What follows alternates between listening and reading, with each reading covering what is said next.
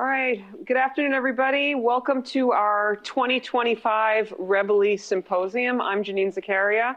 I'm the Carlos Kelly McClatchy Lecturer in our Department of Communication, and we're delighted you're all here.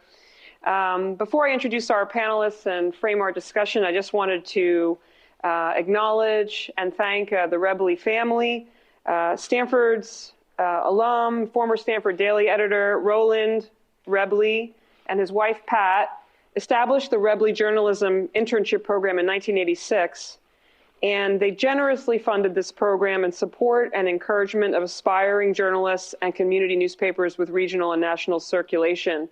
And because of this Rebele Journalism Program, we have some students in the audience who have actually taken advantage of it or will be this summer.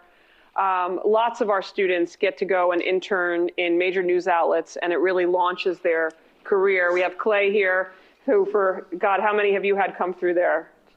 Lots. So we thank them, and I wanted to remember Mr. Rebele, who passed away in November of 2023, but he was a really generous and amazing soul. So to get us started.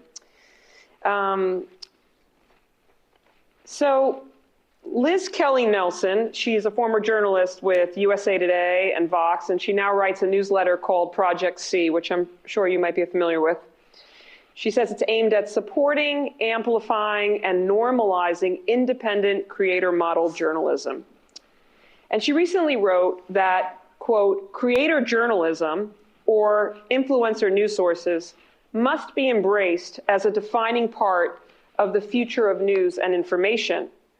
I think she means embraced by legacy media, journalism programs, and basically anyone over 30, because those under 30 already got the memo. A recent Pew survey showed that nearly 40% of US adults under 30 regularly get news from online news personalities and content creators, people like the one sitting here who draw thousands and thousands more than some of the mainstream news organizations that we consume. So the questions for our symposium tonight are, how are these two ecosystems complementary or competitive? Especially since so much of what online content creators do is comment on or curate a lot of legacy media content. What can they learn from each other? And something of particular interest to me at this moment in our society, what does it mean for our US democracy, and maybe we can expand it out globally, when there are so many news outlets and news personalities to choose from? So joining us to explore all of these critical questions are some of these creators themselves. To my left is Peter Hamby, host of Snapchat's Good Luck America and a founding partner of Puck News. Far at the end, Matt Kiser, going alphabetically, founder of newsletter, how do I say it? WTF? I mean, I say the whole You hold it, well, name, since we'll be broadcasting in maybe our kids will see it, WTF Just Happened Today. There you go. Today's essential guide to the daily shock and awe in national politics. Happy day 1561. That's the day of how many days he's been publishing this newsletter. Kyla Scanlon in the middle, a wildly popular online content creator, an economics educator, and author of this new book, In This Economy, How Money and Markets Really Work. And a TikTok and Instagram and YouTube videos and Twitter and a Substack and a podcast and now maybe a TV show. Yeah. So we'll get to that sort of multi-platformness of this whole question. So Kyla, when the Wall Street Journal did a profile of you last year, headlined "The 27-year-old economic advisor for Gen Z," the lead said, Kyla Scanlon doesn't like being called an influencer. So what do we call you? What do we call all of you? What do you like to be called? Yes, so it's such an honor to be here with you all today. I'm super excited to talk about this topic because I know it brings up a lot of questions. So excited to be here, and thank you for having me. In terms of what I like to be called, I definitely don't like being called an influencer. Bloomberg once called me a finfluencer, which was even worse, no offense to them. But I call myself an economic commentator and an author. I wrote a book called In This Economy. What I really try to do is educate through the news, so talk about economic theory, through headlines. So that's how I try to frame the work I do. Yeah. Matt? When I'm with someone I don't know, I just say I'm a journalist. But when I'm with people I actually know, I say I write a newsletter about politics for normal people. And I know that's like not a label that fits nicely on like LinkedIn. So what I put on LinkedIn is I'm an inbox journalist, and that's just what I call myself. But you had to create a new phrase. Yeah. I mean, I'm kind of with everyone. I think everyone here is influencer, content creator, creator journalist. It just doesn't sit right. And it's hard to take serious, I think. Which is hard to take serious. I think it's hard to get accepted if you're like labeling yourself a creator journalist. Creator journalist doesn't roll off the tongue. No. Yeah. Peter, how do you see this question?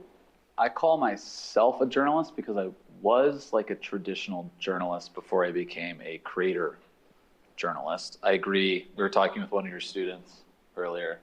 I think influencer is a dated term with some negative connotations created by a singular company right in this neighborhood you might have heard of. Come on, they're all like 5 miles Meta? away. Meta. Yeah. Instagram. Yeah. Right. Excuse me. I worked at CNN for 10 years. I went to journalism school at a time when, I wanted to be a sports writer and like go work for Newsday and cover the Knicks. But I was at CNN between 2005 and 2015, in which politics changed a lot. I'm a political writer. I left CNN to join Snapchat in 2015, right when Donald Trump came down the escalator, like literally that week. But think about that time period between 2005 and 2015.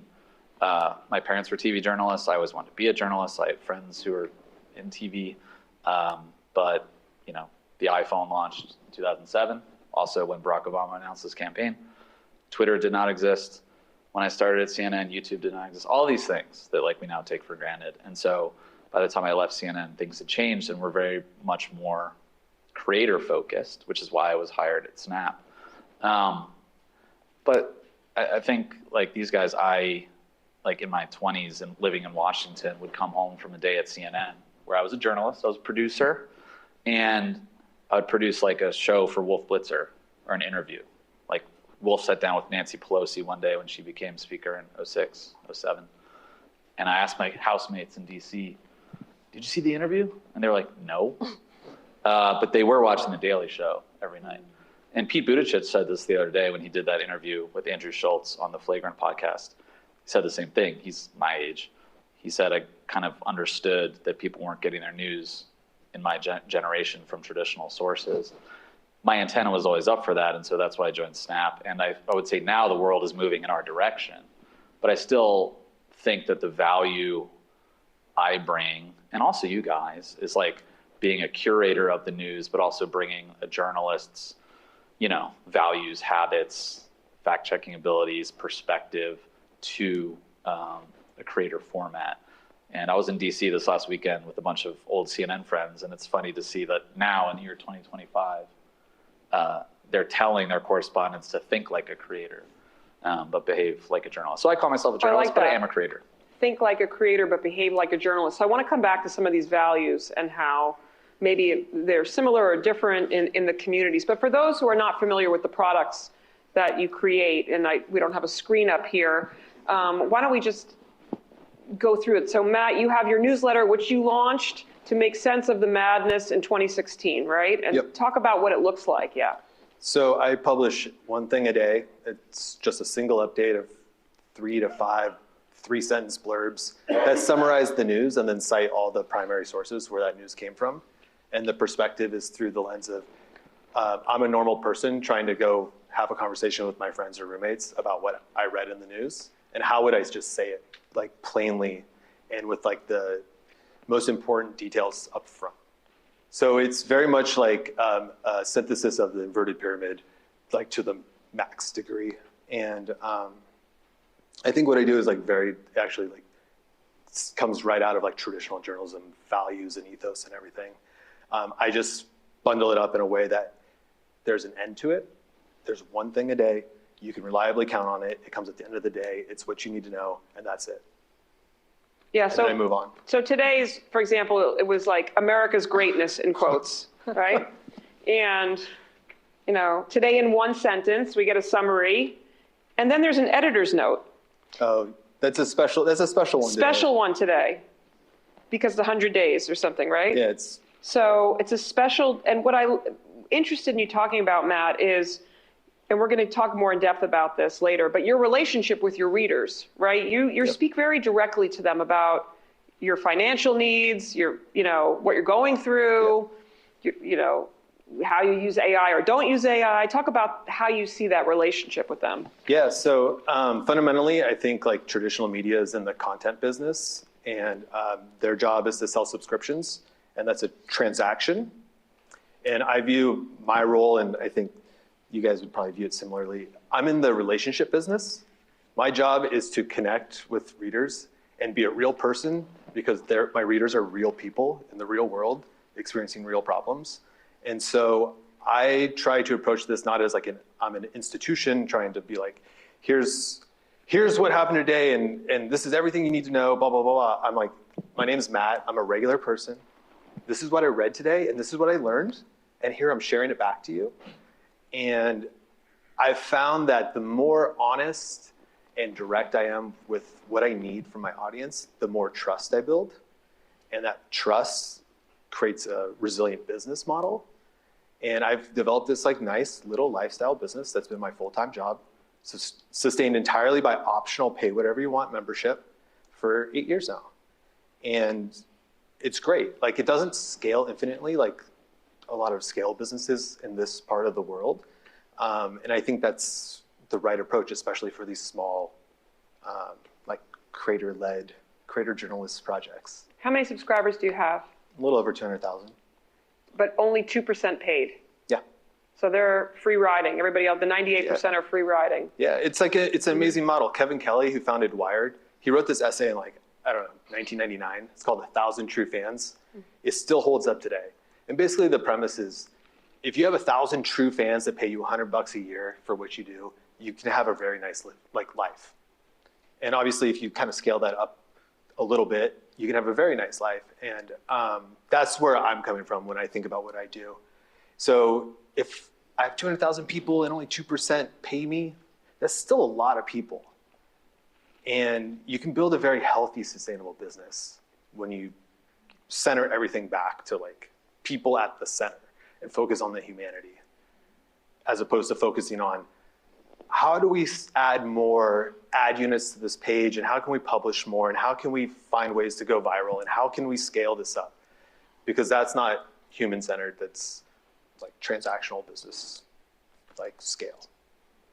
Kyla, how do you see it? I mean, you have so many different products that you're doing too. So can you just also want you just to walk us through your day? Oh, I don't think you want that, but yeah, so I do a lot of different verticals, one may call it, and I work East Coast hours because I also cover markets. So I wake up pretty early here on the West Coast and consume the news. And my primary products are Instagram Reels, TikToks, and I post on YouTube Shorts as well. And then I have a newsletter, kyla.substack.com. I have a podcast that's undergoing renovation. And then I have a YouTube channel that's also undergoing renovation. And I have my book. And then I also write for mainstream outlets. So just wrote for the New York Times opinion section. I used to work with Bloomberg Opinion. So I do a lot of different things to try and learn as much as I can. And it's really useful because when you do a job as an independent creator, it can get pretty lonely and it can get pretty confusing. So I started off my career selling cars.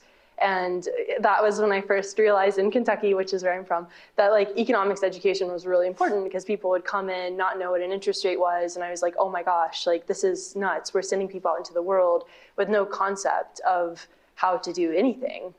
And so I graduated into the pandemic, went to work for Capital Group on the buy side, and wanted to refocus on economics education once I left Capital Group. And so that's where TikTok came in, because I realized that was a really good way to reach people, was through social media. That's where everybody was during the pandemic, and that's when I started posting about GameStop, if people remember that. And I've just been doing that since then. So every day for the past almost 4 years in October, I've produced some sort of content around the news, and around the economy. It's been a very unique time for the economy just due to the pandemic and now the Trump administration. And so it's been really great, but each day is different. Each piece of content is a little bit different, and each serves a different purpose for the audience. But I try to always have, like today I talked about the Amazon tariff situation. I don't know if everybody saw that. I won't explain it on stage, but essentially I wanted to root that in some sort of economic theory, right? So like, what does it mean if the government starts telling corporations what to do? What can we expect for the economy to have in the future? So I try to go beyond I try to really teach as best as I can with my content. So it's not just like news focused for me. That kind of Yeah, so but take broad, that example. yeah. So, Amazon said there's some planning document that Jeff Bezos is maybe going to list on Amazon how much of the price is Yes. because of the new tariffs. Yes. Trump blew a gasket. And so now you're going beyond that headline to explain something. So now you have to actually understand the issue, maybe do a little bit of sleuthing, reporting, write a script, record yourself on a video, edit it in CapCut, and then edit different lengths? Or how does that work? Like all... Yeah, so I just did all of this in the past hour, actually. Here.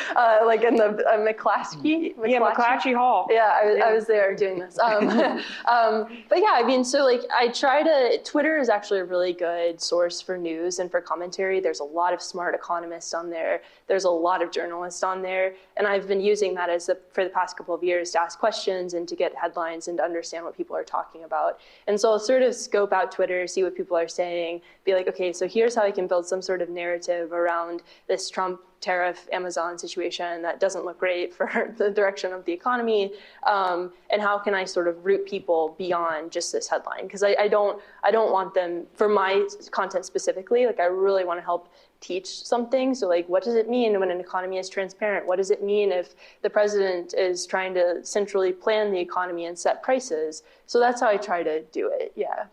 Yeah, and then you do a lot of little squiggly drawings. I do a lot of Sometimes drawings, she yeah. dresses up as Jerome Pal. Yes. Yeah, you got all these things. Yeah. And but you're by yourself pretty much? You have a team? I'm a one-woman show. Does all that by herself, yeah, right? yeah. So, and Matt, you were by yourself. Oh, yeah. Are you by yourself? No. And No, I slightly different. Slightly. Very, actually. I have so much respect for the hustle that these guys do, honestly, because, again, I'm an old millennial. Like, I feel like I was able to make some moves and surf some changes in technology while still getting a W-2 paycheck, And, like, I like that. Healthcare. Yeah, healthcare, those things. I, again, think, behave, and create like a creator, but I do journalism. So I have two jobs. I work at Snap. I work there full time. I joined Snap to help build their news products in 2015 for a generation that at the time, and still like our user base is mostly 13 to 30, is not, subscribing to the New York Times and is not reading Axios every morning. They are incidentally coming into contact with news while talking to their friends on their beloved chat app. That sort of morphed into a show that I do, which is sometimes on the road.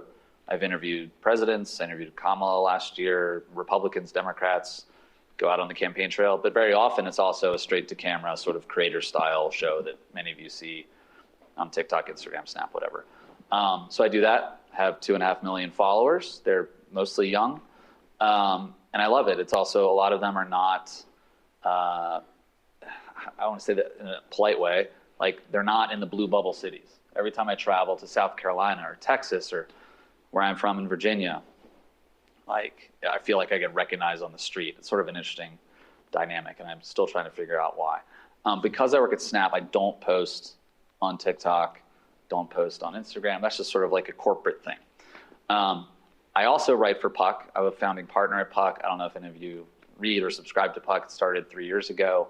And the mission there, because our founder used to work at Condé Nast and Vanity Fair, is very geared toward that Vanity Fair audience. We cover, finance, Hollywood, Wall Street, tech, politics, and it's geared toward a subscription-paying audience that wants the inside dirt, the good writing. We brought together a very small group of established journalists to write under the umbrella of this brand with a newsroom, with editors. It's not a big company. But the key insight was when I worked at CNN, I also wrote for Vanity Fair, I'd write an article. My friend Marcy is here. One time I wrote a piece about Marcy's efforts. Where were you working? Emily's List. Emily's List about the Lilly Ledbetter Act. And when I would write an article, I had a BCC email list of all kinds of like operatives and people I wanted to see my stuff. Because, you know, it wasn't CNN.com is a big website, but like the insiders in Washington weren't seeing it. So I'd send them out on my own and, you know, send it to like David Axelrod and Chris LaCivita and operatives, whatever. And they would tweet it and share it, whatever. The insight of Puck was, you know, why don't they pay for your stuff? They seem to like you. So, you know, port these people over who read your stuff. And so I write a column once a week for Puck about politics, media, technology. Good 10 colleagues there who cover different beats.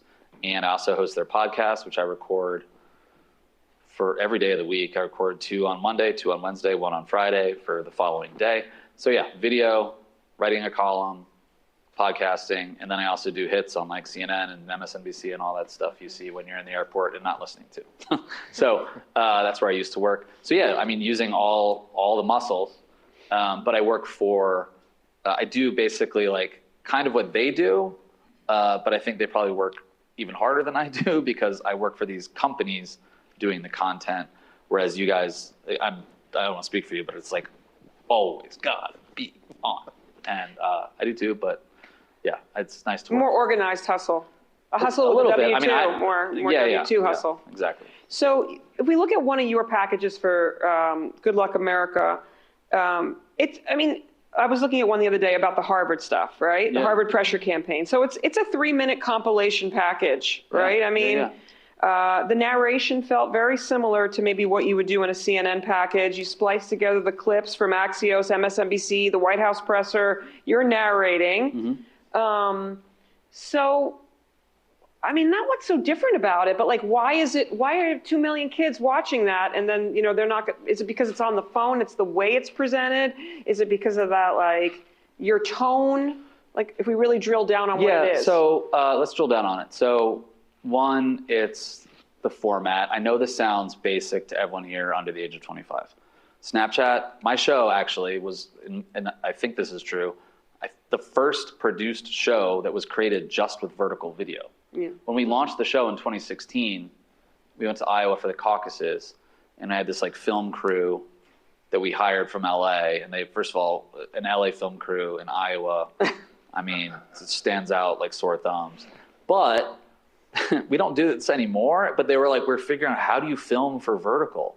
And my camera guys, photographers, were literally on the shoulder, like turning their cameras and mounting them vertically. And like the local like TV guy, KCCI one time came over to us. It was some like Bernie Sanders event, I think. He was like, yo, Andrew, your camera's sideways. Like it was an accident. So, you know, now in post, you can obviously squeeze stuff back into vertical, whatever. Anyway, filling the screen. And we learned early at Snap that the completion rates on videos were like 9x higher if a video is filled to the full screen of your mobile phone versus what at the time, and by the way, still some people do this, the horizontal video on your phone. Again, that's a big insight then in 2015, 2016. Now it's pretty commonplace. So make your face big. Kind of, yeah. And then you're in your phone again. If you're in your phone, this is an intimate place. This is where you have fun. This is where you flirt. This is where your friends and family are. This is where your photos are. And like, you're in there. And so you have to earn their trust. And so this is where I quibble with you a little bit. It doesn't sound like a CNN package. And maybe it does today a little bit because the world has moved this direction. But I try, like you guys, to talk and like a normal human being. When I left CNN, like they literally told me at Snap, like, we got to brush the CNN off you because I had been trained. Even though I like had facial scruff and didn't want to wear a tie when I went on television, I still had these tics that you still see on television. I was watching CNN in my hotel room before I came over here. It's just, again, like you're talking to one of your friends in their phone. And the only other thing I'll add to that is the brevity is just extremely important, and the curation.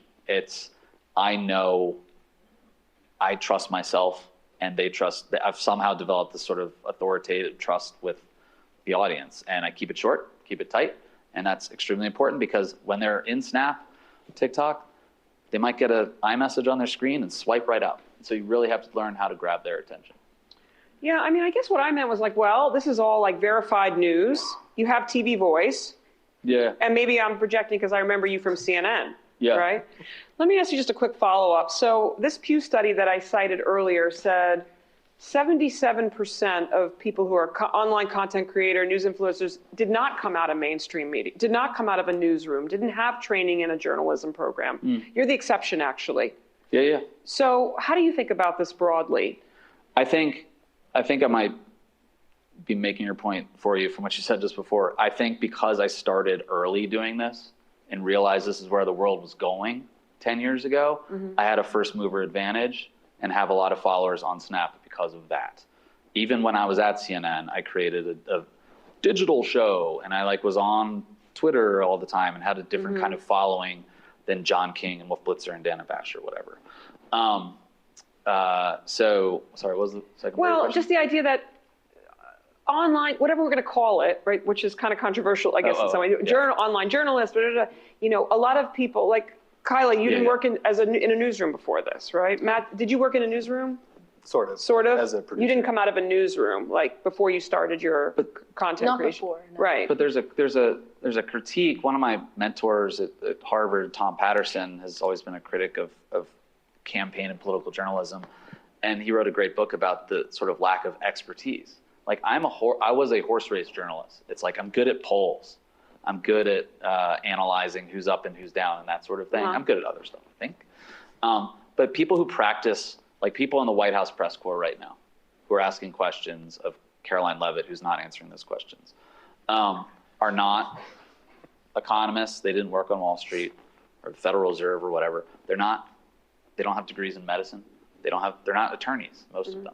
And so Trump, for example, and other politicians sometimes are very easily able to steamroll over journalists because they aren't experts. And so I actually kind of think while the values of journalism, all the habits we learn around fact checking and calling people back, learning how to write, all that stuff is valuable. I actually think the creator economy in journalism is good because it elevates expertise in specific fields. And right now with the economy is a great example, what Kyla's doing, because people want answers and context. And White House journalists raising their hands. Well, we could have a whole separate panel about critiquing the White House. I have a lot to say on this topic, but I'll let you do that. Let's stay on task. So this Liz Kelly Nelson, maybe you guys can respond to this. It's related to what Peter was saying. Journalists obsess over clear lines between news and opinion. I definitely do. But audiences often don't notice or care because they don't view those distinctions the same way. The same tension applies to the term journalist. And she asks, as long as audiences are interacting with fact-based information, does the label even matter?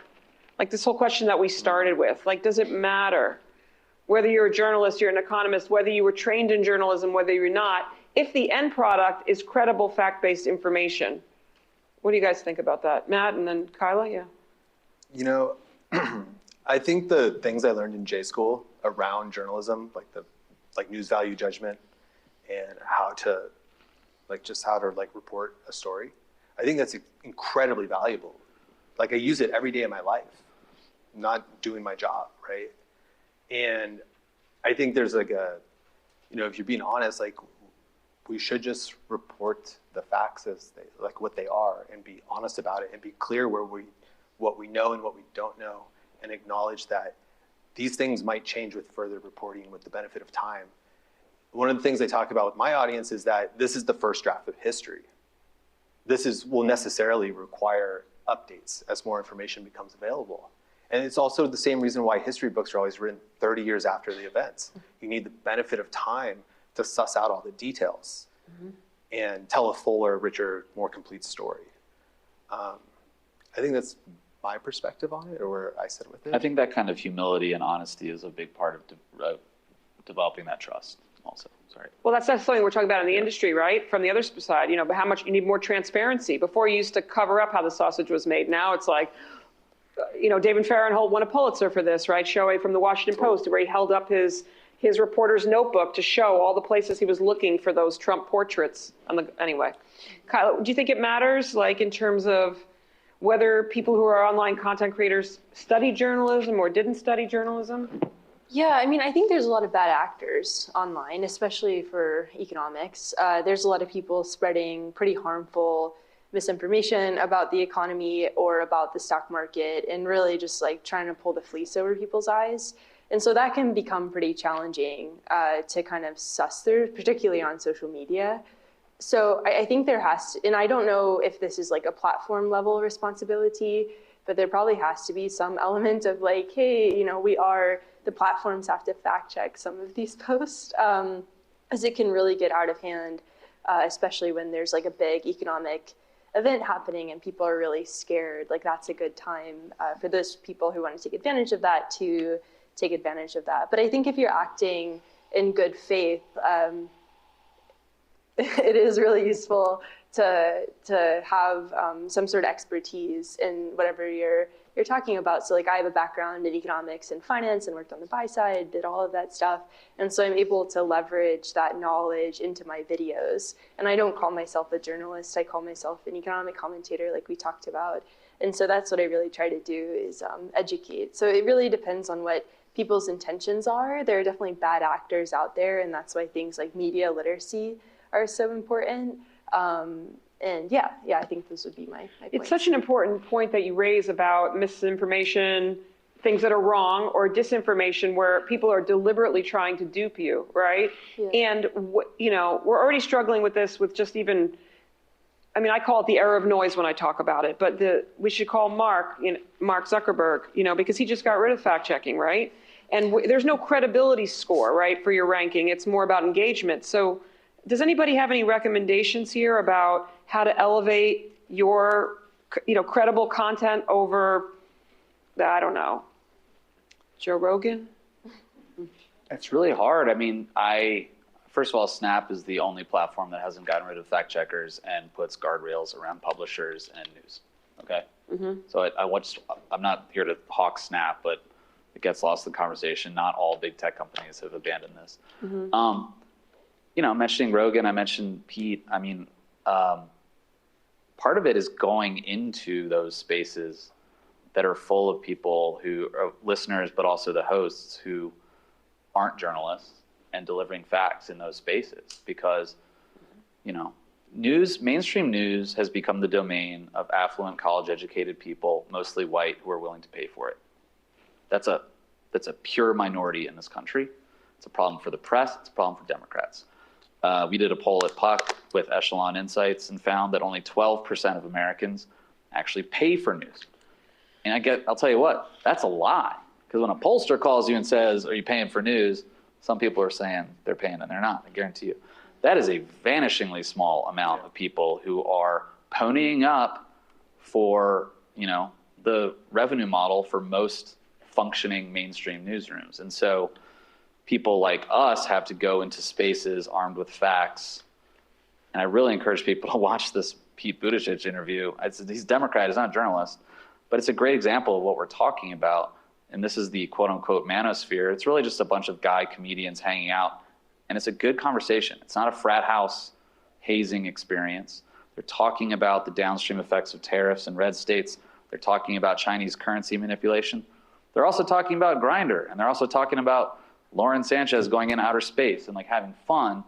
But Pete's recall, I don't think a lot of politicians are as good at this at him, on just facts. Yeah. And this guy's response when they talk about the Doge cuts at Social Security and Elon's claim, or sorry, not cuts at Social Security, but Elon's claim that there's dead people on the rolls and they're getting paid.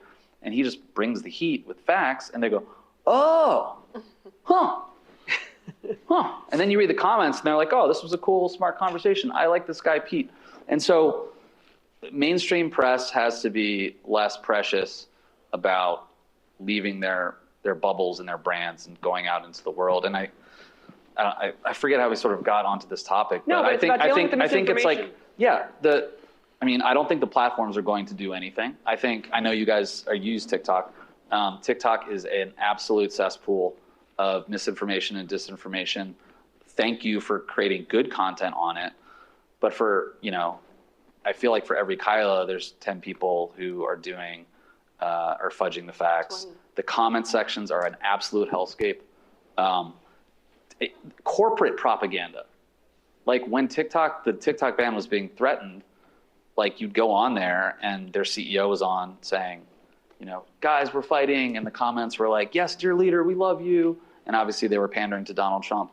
And right now there's literal propaganda on there right now about how the U.S. is messing with the economy because it's coming from, like, the U.S. government now says China is involved in this app. Anyway, these are not great places and not great sources. And I think the natural direction in which we're moving is what we're talking about. You have to find, it relies a lot on the audience and the consumer, a direct relationship with people you trust who can sort through the crap. And that takes a lot of self-initiative. Like I said, not a lot of people are willing to do that. And most people get news now incidentally. They used to call it the water cooler at the office, but now it's the group chat. Now it's like your friends. Yeah. And it's a push alert.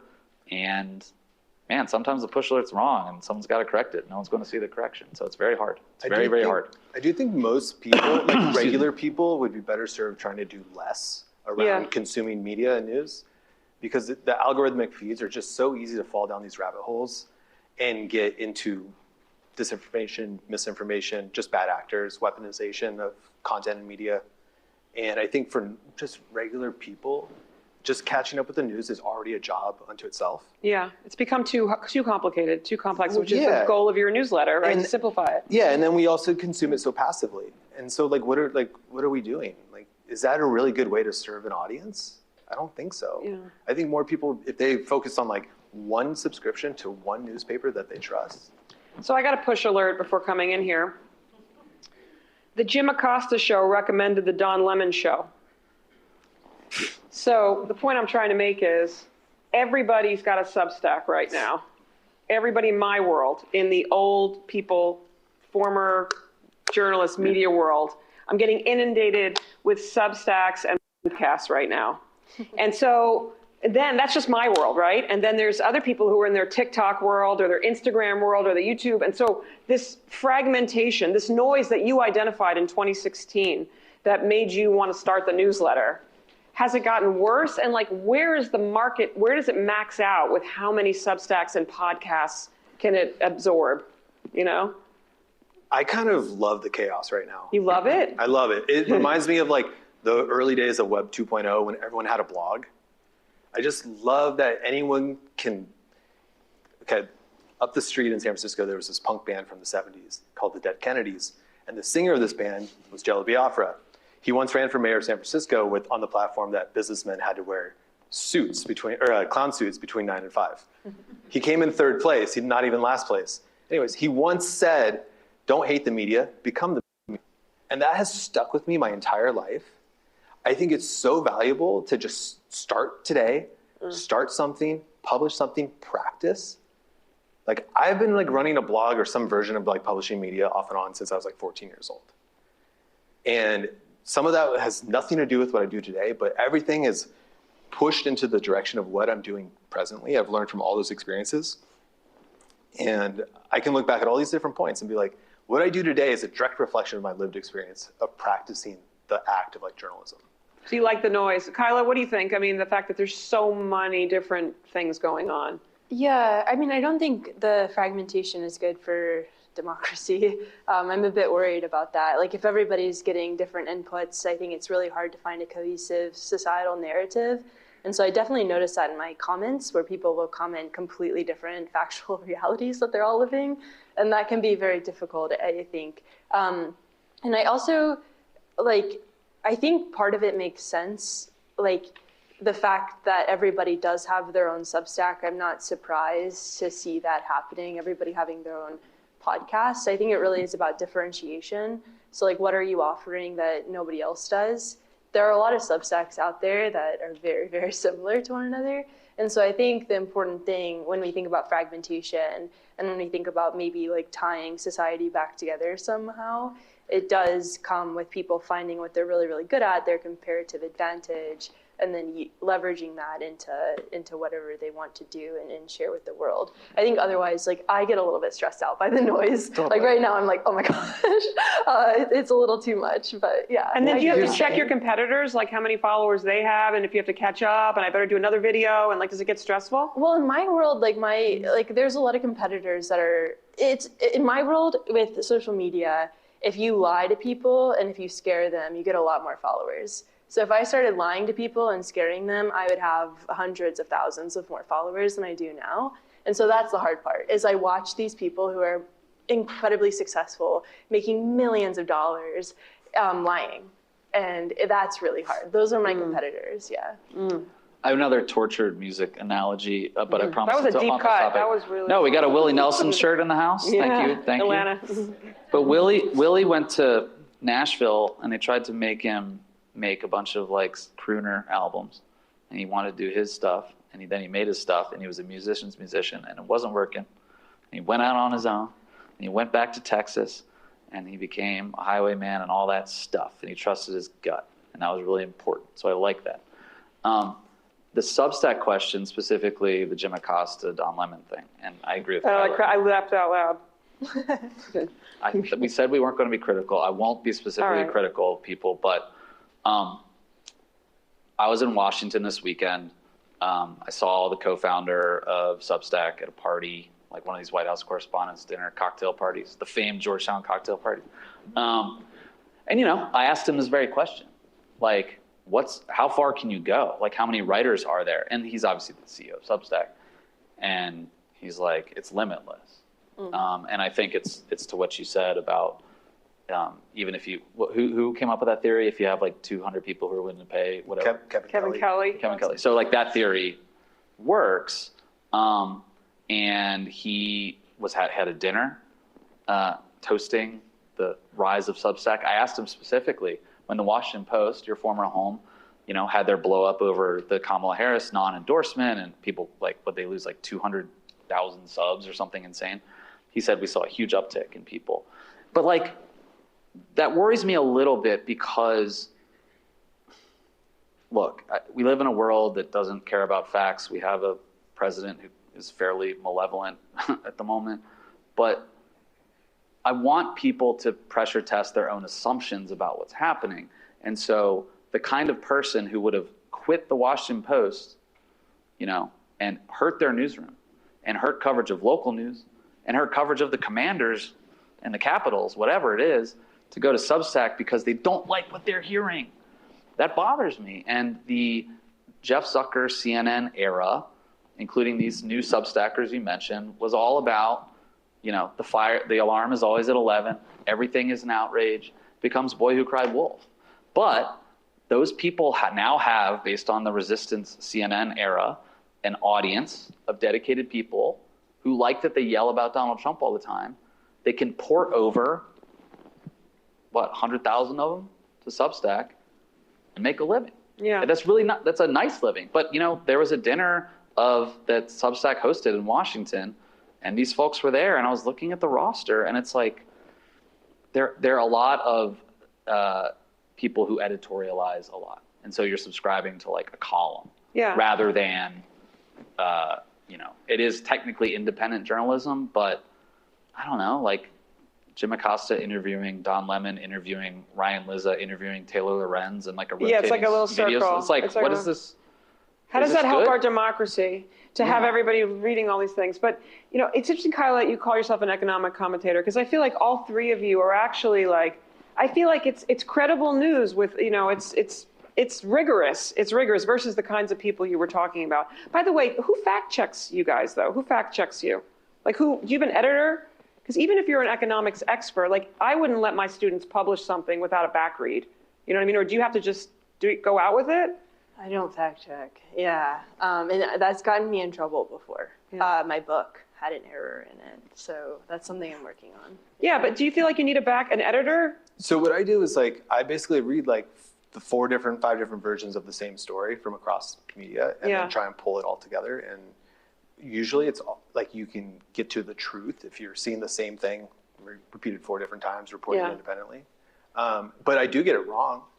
And I think the best thing I do is like, I'm so transparent and so like apologetic to my audience that I like effed up, that actually builds trust. Yeah. Yeah. And I think that's being like transparent about, I made a mistake. Yeah. Yeah. Like I've made so many versions of that, and like my inbox just blows up with like you're an idiot. Like you had a typo, or you had this fact error. I once sent a newsletter with all lorem ipsum, and everyone replied being like, I don't speak Latin. What does that mean? And I'm like, well, joke's on you. It's not even Latin. Like, all right. You're just transparent. Yeah.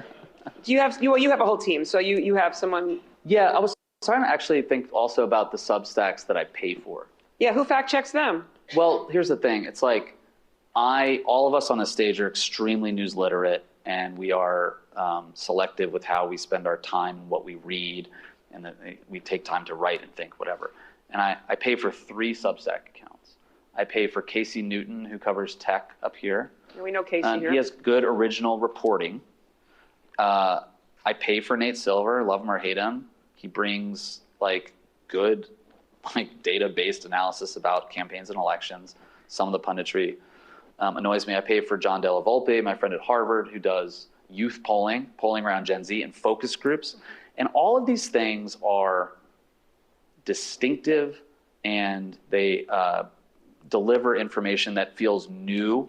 There are numbers, there's like research, and like they synthesize things. You get value. I have that. No, I get value out of it, but I'm value. saying I have the antenna where I know this is good.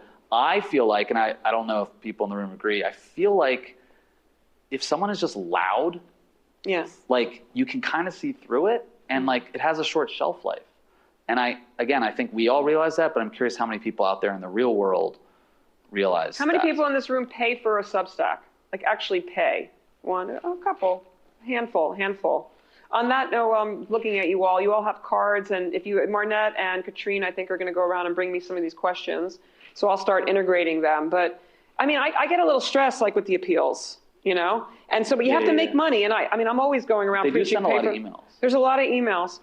So before we move on to some of the questions, I want to ask about working with traditional media. So American Press Institute, they have a local influencer contract that you could sign if you want to sign up with a newsroom. They give you like a model.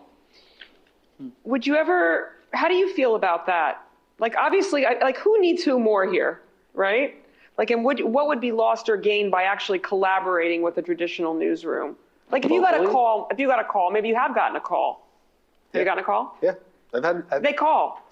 I've had meetings where they're like, we want you to do this here. We want you to do this. And you say? Say no. Because the whole point of doing this independently is to do it independently. It's not to work for someone else, it's to work for yourself.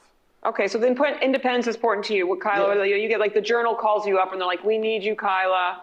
Come do what you do for us. Yeah, I contracted with Bloomberg Opinion for a long time. Like, I think it was 3 years. And then, like I said, I've written for the New York Times, wrote a piece for the FT, and a couple of other outlets. So yeah, I love working in those sorts of situations. Like, I love having an editor.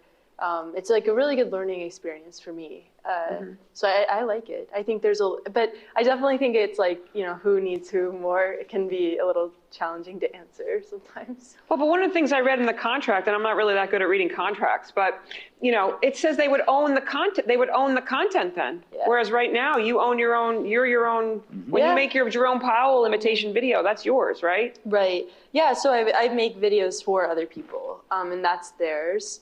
So nobody can buy all of my IP right now, but I can license it out. How do you feel about this? I know we have young people in the room who are going to go work for big news organizations. Like, I valued that experience so much when I did it. It enabled me to travel the country and cover campaigns and learn how to use my expense account and get Hilton points and whatever. I developed a huge network of sources. So growing. What I will say, and I think we all agree, as busy as we are compared to traditional newsrooms where, your editor might call you on a Saturday morning when you're with your son, right? And be like, hey, I need you to come in today, or I need you to file this, or I need you to do that. I like the freedom Like, I like the grounding I had in traditional media, but I really, even as busy as I am, enjoy the fact that I don't have to go to New Hampshire on a Saturday in February when I used to have to do that. And yeah, there's the ownership piece too. Like, I mean, I work for these companies, like different deals with both of them, but you know, when I was at CNN, if I created something for CNN, they own the IP. It couldn't be leveraged in any other way. They had full ownership. I think talent contracts have actually shifted in recent years to accommodate the fact that, you know, if someone writes a groundbreaking article at the Washington Post, you know, they'd be more accommodating about them taking a quick book leave or whatever. I think that's changed a little bit in TV news as well. But these big TV news organizations, it's still a lot of command and control.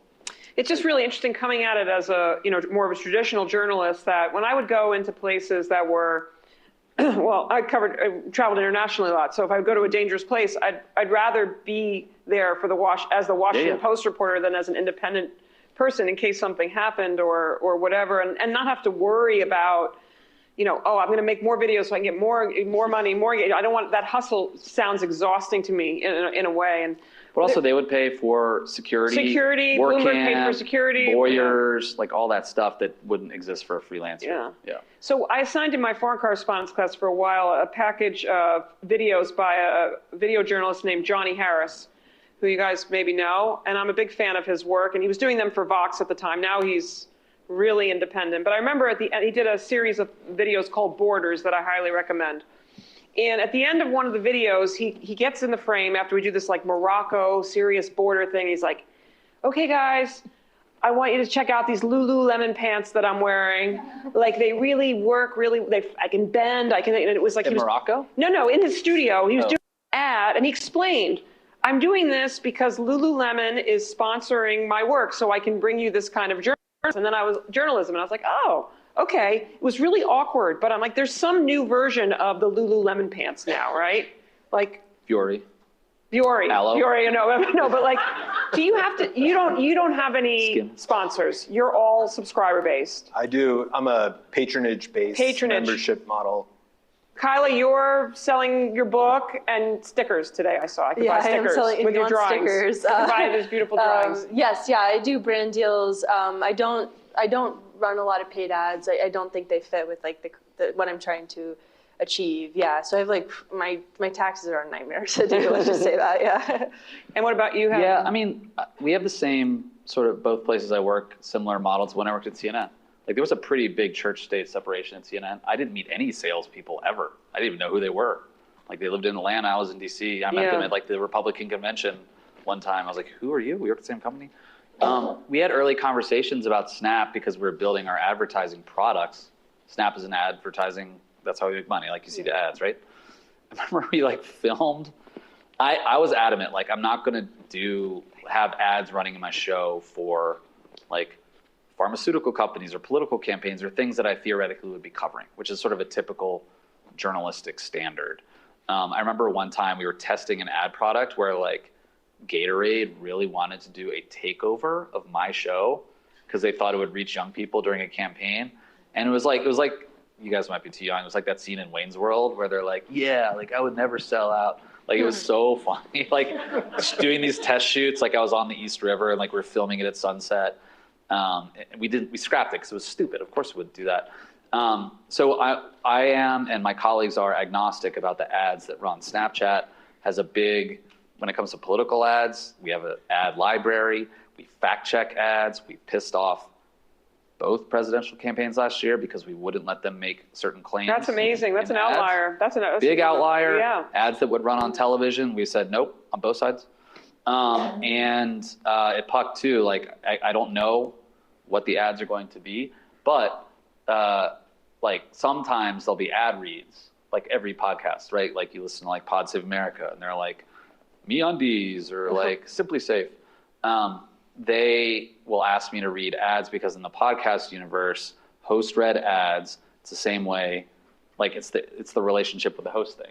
Yeah. Like people find it more authentic. Right. They might be more likely tells me to buy that Fiore Yeah, Or so I'm they'll, gonna buy it. yes, and so I do some of those, but they're never, ever anything politics oriented. It's like Chili Pad, the thing that makes your mattress cool, or Delete Me, or because it's Puck and we cover a lot of Hollywood stuff, I do a lot of ad reads for like Oscar and Emmy contenders. So I'll like read an ad for like The Boys on Amazon. Like that doesn't impact me in any way or what I cover. So, you know, it's still a startup and we're trying to make money. So I also have to think about that. All right, so Greta asks, as journalists working in non-traditional mediums, do you think all journalism is heading in this direction? And should it? I'll let these guys answer really quickly. Again, I was in DC. I saw all my old CNN buddies. And again, like they are being forced To do this? to do this. And CNN is putting money, finally, in a real way into this. They're just telling their correspondents. Like I was talking to Phil Mattingly, who covers a lot of Wall Street and finance stuff. And he loves it. Caitlin Collins, like the younger-ish CNN reporters, to think about the small screen instead of the big screen. That's where people spend their time. You know, streaming and the small screen make up far more time than broadcast and cable at this point. So newsrooms are finally encouraging their people to do this stuff. What's very interesting is local. I've learned, like the big local news conglomerates for TV. That should be a place where this would come naturally. You have so many young journalists who understand, are native to all the digital spaces. But the parent companies of local news channels could be Sinclair, could be CBS. They are so old school. You know, it's about local TV advertising. Some of these local sites are paywalled. Like they don't care about investing in this stuff. That's been my experience. Maybe it's different in certain places, but local news is always cited as the #1 news source for people, but it's TV, it's weather, sports, crime, traffic. Like that's the #1 source. And as good and young and hungry as a lot of those reporters are, the ownership groups don't care about digital content at all. And that's a problem. You think it's going also, you guys? Kyla? Yeah. That's like a big thing with some of the newsrooms that I've been able to like go on their shows or work for them with various pieces that I write, is they always ask me how their journalists can do what I do. So that's anecdotal, but yeah, every single time I talk to somebody in one of the newsrooms, they're like, Kyla, can you teach me how to make a TikTok? So it's definitely happening. I don't think like mainstream media or like these newsrooms are going away. Like the work that They're not going away. like journalists do is like indispensable. It's without them, like there would be serious problems in this world. Their business models are upside down in a world of hurt, and they're 20 years late to evolving those business models. And we've already gone through one era of something that looks like this, which was like the influencer era. We went through the blog era before that. Like, do you remember New York Times had blogs? Don't have those anymore. So I think earlier when I said like I love the chaos of this moment because it feels like the internet is like has this new blood and there's more voices. And one of the beautiful things about the internet was it promised 1,000 flowers would bloom, like there'd be a community and for everybody. And instead we kind of got like consolidation, algorithmic news feeds, like surveillance capitalism, and it sucks. And I don't think like mainstream media or even like the local reporting is going to go away. They just have to figure out like a new business model. At the same time, I think like the fragmentation problem with like Substacks and Beehives and podcasts and TikToks, a lot of that will go away too. Just like all those blogs did from the early 2000s, people burn out. They don't make businesses out of this. They don't like the consistency goes away. They lose audience. People stop. I was going to say the big business change that's happened over the last 10 years is the big players that we all know, the big brands, CNN, Washington Post, NBC, Fox News. They're there. They're going through their struggles, but it's hard to see them going away. CBS, NBC, ABC. Then there's down here with the creators, Substackers, TikTokers, whatever. The thing that's been hollowed out over the years are these middle tier digital news organizations that launched to great fanfare in like 2012, 2013, 2014, 2015, like, BuzzFeed, HuffPost, Sports. BuzzFeed News, like, this is a blog, like Deadspin died, like these ad-supported news organizations, Refinery 29, these were the thing in like 2015. So what happened? advertising is not a sustainable business model for a middle tier Okay, so that was the problem there. So all these other places have carriage fees, they're the NBC gets paid from Spectrum and Comcast advertising, whatever. They have lots of different revenue streams that everyone else, and built-in brands that go back to the days of Edward R. Murrow and Bill Paley. And then, the people that are starting now in successful newsrooms, not influencers and creator, like I'm thinking of like Axios or Puck or The Information or The Athletic, which got acquired by the New York Times, small, deliberately scaling subscription businesses, which is built on the same insight that we're talking about. It's like, I trust these people to give me the best reporting. I love their reporters and I'm willing to pay for it, but they're still small and they're never aspiring to be ABC News. They're like, we're just going to be what we are and make money and serve an audience. So yeah, like RIP, Policy Mike and HuffPost and BuzzFeed News, they were hot for a minute, but like that's not a sustainable model, especially when there's an economic downturn, right? Like people pull back on advertising. Like the early days of COVID, we saw a lot of newsrooms collapse then. So it's difficult for the middle rung.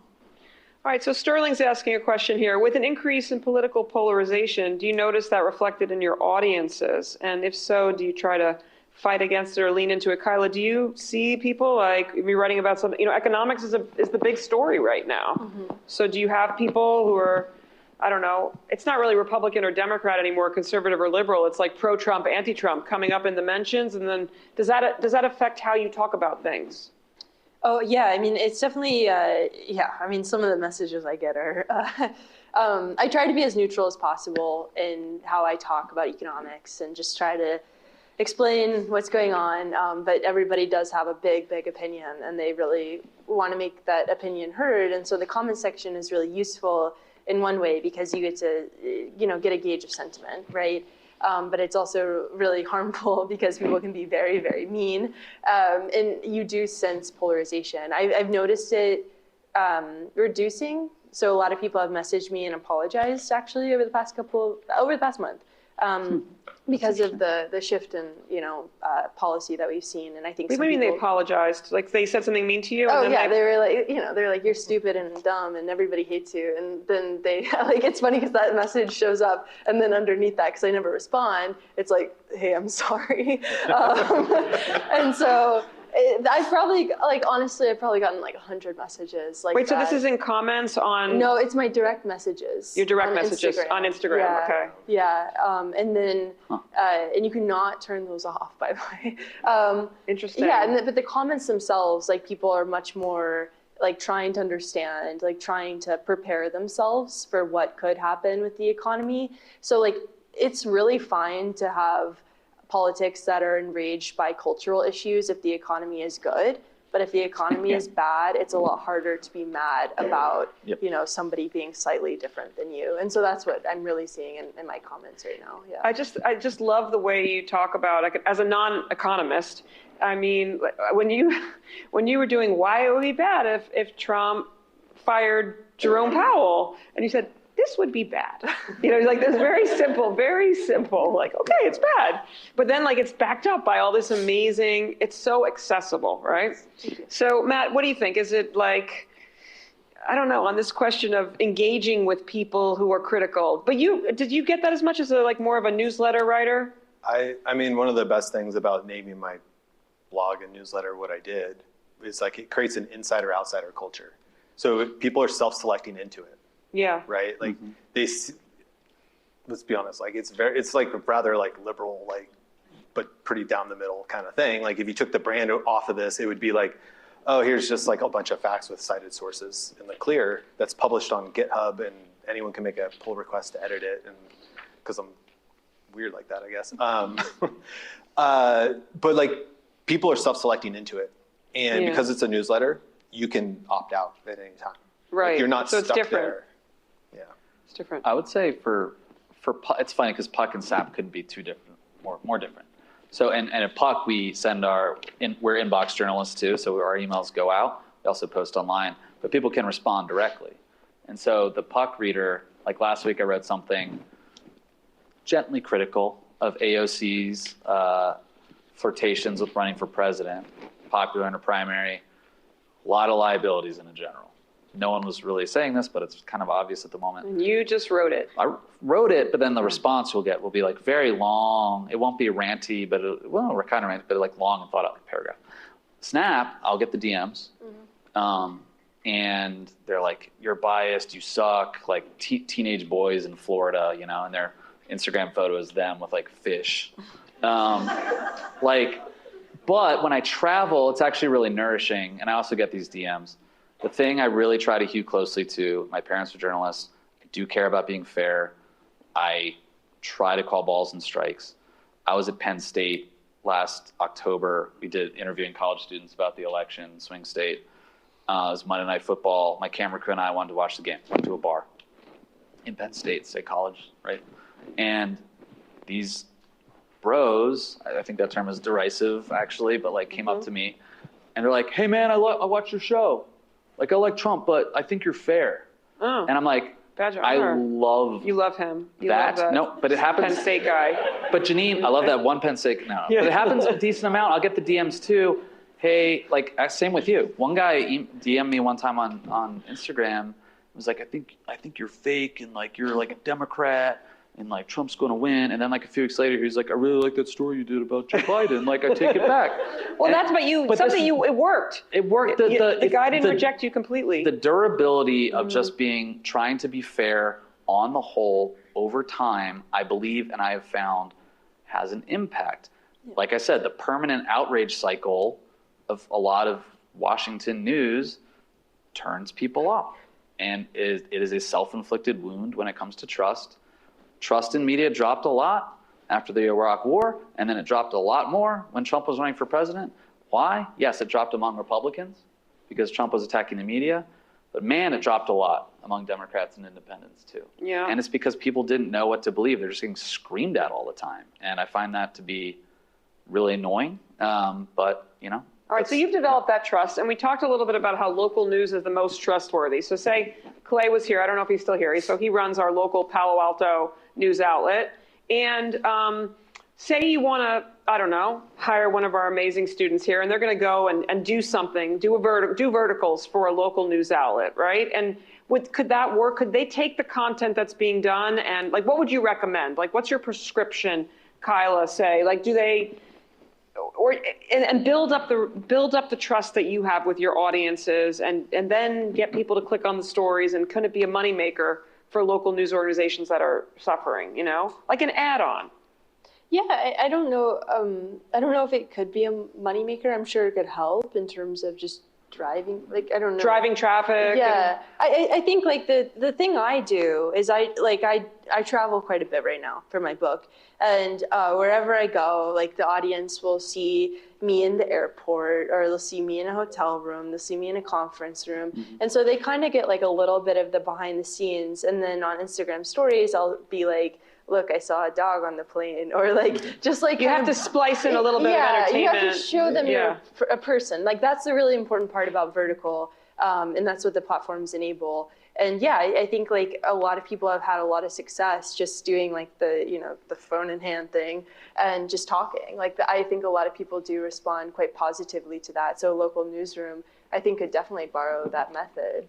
Yeah. If they make the investment and care. Like I said, I don't get the sense from a lot of local news conglomerates that they care. The distinction, the thing that would be distinctive, I think, is there is a lot, and I do this too, a lot of there's a lot of that. Narration, selfie video, explainer stuff. But if you're in, and by the way, so much of working journalism is now concentrated in Washington and New York, right? So there's not a lot of journalists out there in the country creating compelling video content. But if you do live in like Cincinnati or Dallas or Seattle or whatever, like there's lots of distinctive things happening. That's one reason people like local news, because national news is just so effing homogenous. Turn on local news. I went to Hawaii with my wife a couple months ago. The local news in Hawaii is so good. There's stories about like wild chickens, like agriculture, like just all kinds of wacky stuff that you don't see like on TV news. Like everywhere you go is different.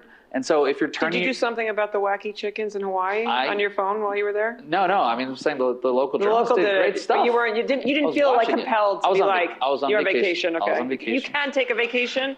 I did take a vacation. It was Can a you take baby moon. Can you take a vacation? Yeah. Can you take a vacation? I saw you took a vacation, you told us. I did, and you 2 can weeks. take a vacation too. She can take one. You need a You need vacation. to do one. Like, No? you need to do that. At some point, like, I'm trying to build a TV show right now, so it's complicated. Coming but later, yeah, vacation later. Yes. but you don't feel like you need a vacation, because one of the people asks, like, does Kyla ever get tired? Oh my gosh. Yeah.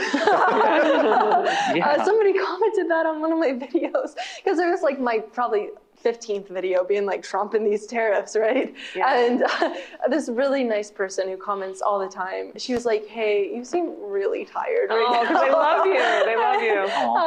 And I was like, yeah, but no, I mean, yeah, like it really is like work-life balance is really important. Yeah. And so like I work East Coast hours, so I get off work a bit early, or I try to take time off, and I go and ride my bike and I hang out with my dog. So I'm not working like 24/7. So I do relax. All Hopefully right. I don't look tired up here. No, you don't look No. tired. You look amazing. No, you don't look tired. So it wouldn't be Stanford if I didn't ask a question about AI. So let's finish with AI in our last 4 minutes.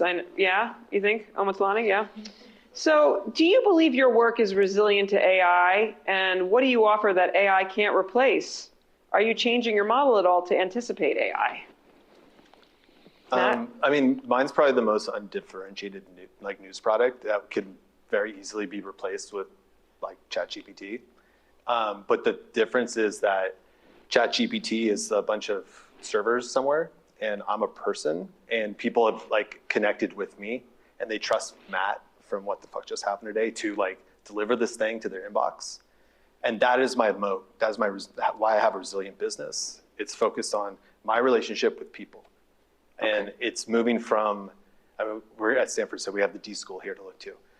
Like, that undifferentiated news is just a job to be done. It's just functional news, or functional job to be done, right?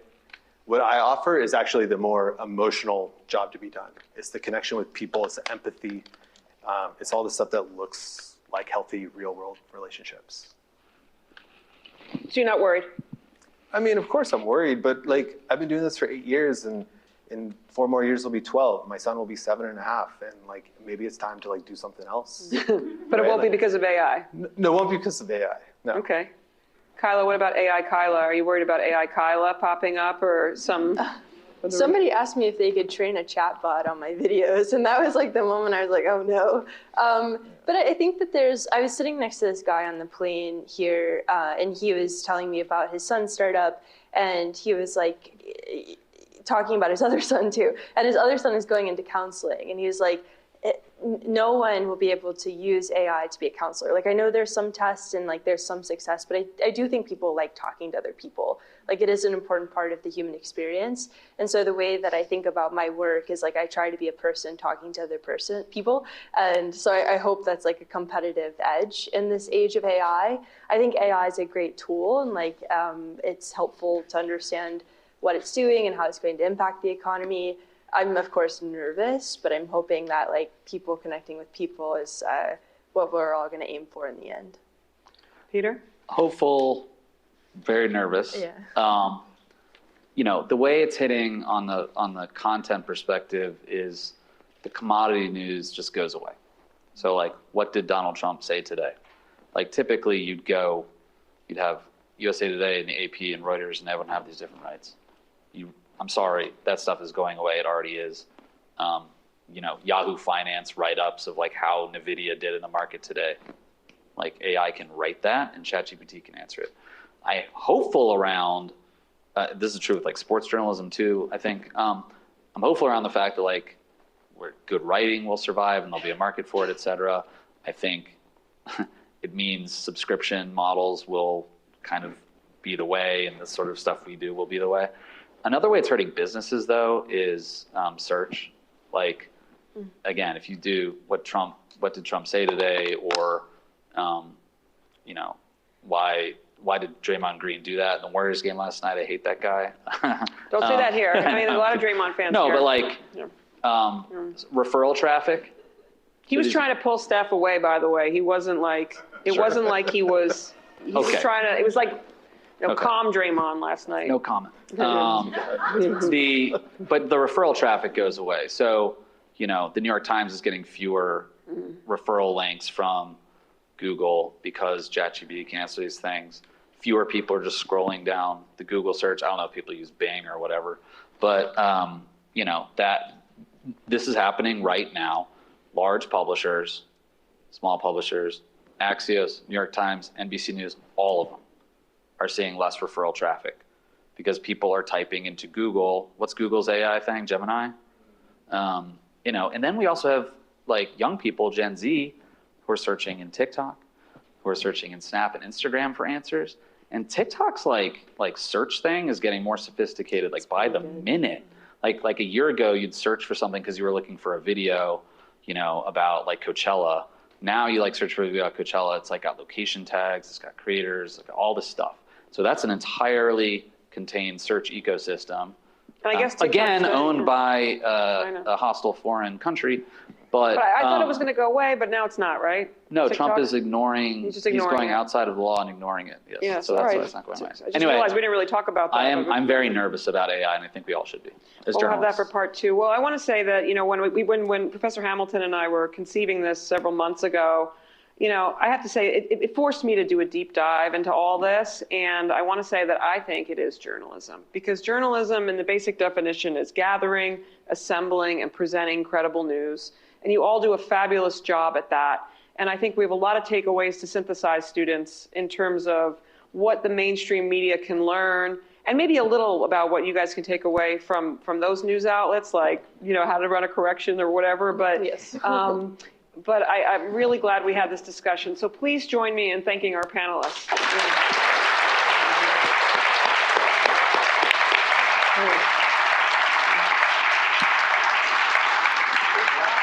Outstanding.